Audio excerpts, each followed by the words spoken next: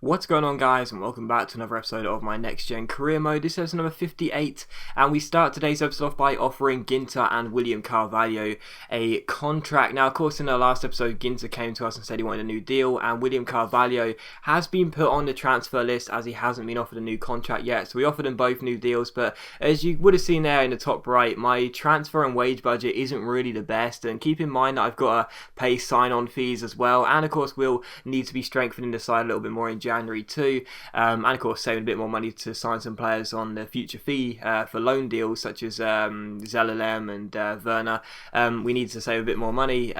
It's annoying because they don't want to take less than what they're demanding. Ginter wants 60 grand, William Carvalho wants 50 grand. Neither of those will just accept a 10 grand increase, which is kind of annoying because when you consider they've got like 2 or 3 years left on their contracts and you know they're always getting into the first team, it's kind of annoying that they wouldn't just be able to say, this is what I've been talking about, this is why I wish you could just talk to your players, because you know in reality a manager would say just give it till the end of the season when we've got a bit more money and we'll offer you a new contract, we'll improve the deal. In Football Manager, for example, when you have a player conversation, you can talk about when you'd offer them a new deal if you want to, or whether they, you know, whether you're trying to convince them not to, you know, demand a new deal. But in EA and FIFA you don't get that choice. You just either have to offer them a contract or maybe the board will transfer list them, and it's just so frustrating. There's nothing you can do. But anyway, hopefully they won't cause too much of a fuss and we'll be okay for the time being. But still, we take on Freiburg for today's first game, and the first goal again would be scored by Wagner here, getting a rare start. Our 6'4" striker wins the header. Good save by the goalkeeper, but he wins the second header as well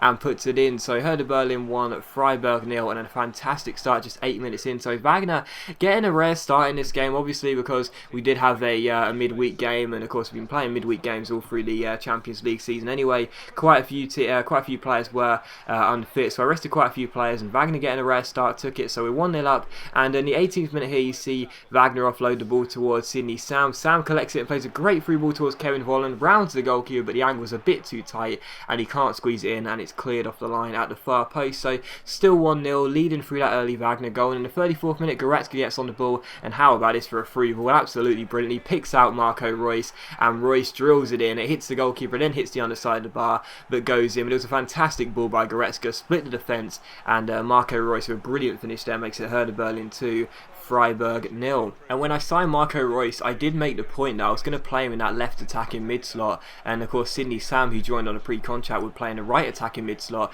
and the reason being was for that reason alone. Reus can cut into his right foot and Sam can cut into his left foot and shoot, and of course with our attacking lineup that is a really deadly attack. So Reus scores there, a fantastic ball by Goretzka and a great finish as well, and directly from kickoff Freiburg give the ball away, and as William Carvalho finds Sebastian Young, he plays it back to Carvalho, he plays it through towards Sydney Sam, and as he gets onto his left foot he curls it into the top corner and makes it 3-0. So this was exactly what I was talking about in pre-season. This is why I'm so delighted that I decided to go ahead and spend the money on Marco Reus, because this team is just full of goals. It really is. When you think of the attacking lineup we have, Lasogga usually leading the line, an 89 rated striker, Reus on the left, Sam on the right, and then of course Kevin Volland, a very good finisher, playing through the middle. You can't really see how we're going to be stopped, really. I mean, just as simple as that. You can't really see how we're going to be stopped in this season, because we just got such a deadly attack, and we prove it there. 2 goals, one for Reus and one for Sam in quick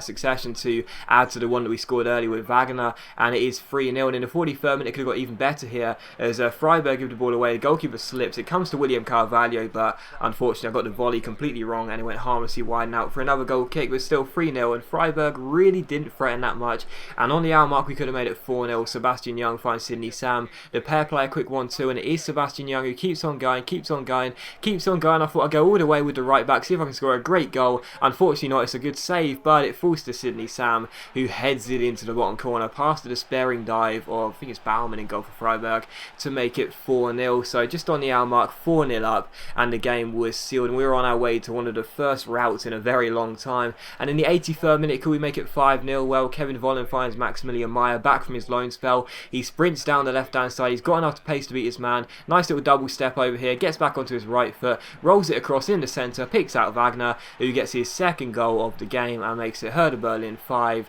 Freiburg 0. So Wagner, he definitely took his opportunity in this game, no doubt about it, and we did win the game by 5-0. So an absolutely fantastic performance. Ter Stegen, to be honest, was rarely threatened in this game, and it's just such a convincing win, and I was so pleased to score so many goals as well, because this season you never know, it's going to be a tight one. It could possibly come down to goal difference, so in some of these games we would like to get a big win, and that's exactly what we did here. So a 5-0 victory, very, very good win, very happy with it, and very nice to see Wagner scoring a couple of goals as well, because of course he doesn't get too many chances, but I do like him as a backup striker. So 5-0 the final score. After that we saw that William Carvalho has declined his contract, which is just so annoying. There's nothing I can do about it, and also Gnabry is coming back from injury. The Netherlands have also decided they would like to renew our contract here with their nation, and I've said before, I'm laughing, unless England come in for us.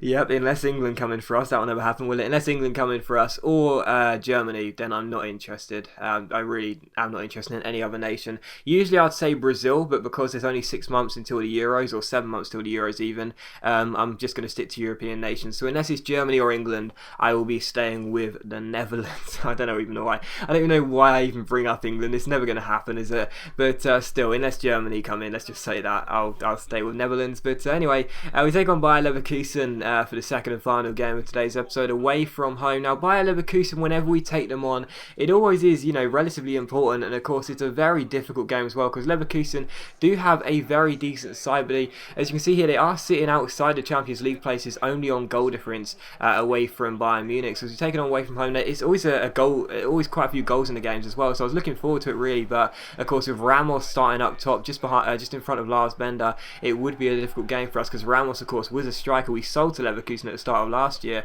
and we know he is very decent and clinical. So we take him on here, and the first chance would come to us in the 29th minute as Lasogga and Sydney Sam play a quick 1-2. Sam goes through 1-on-1.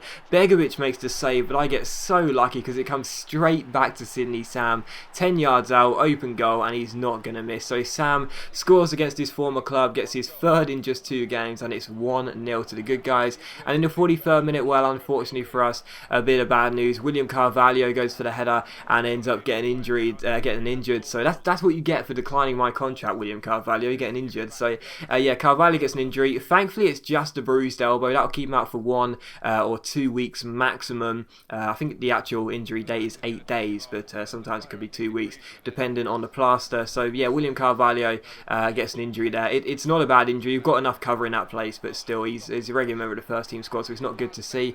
And in the 52nd minute, unfortunately for us, Bayer Leverkusen would equalise. It came through Lars Bender. Really frustrating goal this one, because I didn't call Ter Stegen out, and instead he came out naturally, and unfortunately because he was out of his goal, caught in no man's land, Bender flicked it on and put it into the empty net. So 1 apiece here, very annoying. But in the 57th minute we tried to respond as Goretzka gives the ball to Kevin Volland. It's a great ball forward towards the runner Marco Reus. Ronaldo trots around top rack and finds the bottom corner, so Reus gets his 2nd goal in 2 games. Very good finish by the former Dortmund man, and it is 2-1 to Hertha Berlin. So great ball by Kevin Volland and a great finish by Marco Reus, and we do retake the lead here away from home. But in the 64th minute you see Bayer Leverkusen get on the ball. It's Donati down the right hand side, plays it in towards Lars Bender, another great chance for him to score, and unfortunately he may not score, but he does win a penalty. And this was my fault, I'm not going to lie. Sometimes the AI will sort of naturally lunge in a little bit with like an automatic block. This one was my fault. I tried to block the shot by pressing the square with the slide tackle. Unfortunately, I was a little bit too late and I came through on Bender, and the referee had no choice but to give a penalty. So there's no complaints from me. It's a stupid mistake, and that gives Adrian Ramos, the former Hertha Berlin striker, the chance to score against his former club from the spot. It's Ramos against Ter Stegen. Can he score? Unfortunately, yes. I dived the right way with Ter Stegen, but unfortunately it's just one of those things. You dive the right way, but you don't get the luck because it does go into the back of the net. Anyway, so Ramos scores, and it is 2-2. And I think that's the first time Ramos has scored against us since leaving. So 2-2. And in the 73rd minute, well, unfortunately for us, Lars Bender picks out Kroos, and what a finish that is. Bender was having a great game. He really was, and he got 2 assists and a goal as well. So unfortunately, we walk off the pitch as losers. We lose away away from home in the league for the first time, I think, this season. We get beat by Bayer Leverkusen by 3-2, one for Bender, one for Ramos, and one for Cruz. And our goal scorers are Royce and Sam, but unfortunately they counted for nothing. So Bayer Leverkusen 3, Hertha Berlin 2, a very disappointing result, and hopefully we'll be able to bounce back from that in the next episode, and hopefully we will, because the board are very unhappy about it, as you can see. And the last thing you'll see is us get an international manager from Portugal, but of course, as I'm managing them in the other career mode, I don't see a point in managing them in 2 separate career modes. But as always, guys, a big thank you for watching the video. I really hope you have enjoyed it. If you enjoyed the episode, please leave a like, because it's much appreciated, and it really does help my channel out. And I'll see you for the next episode of my next gen career mode very soon.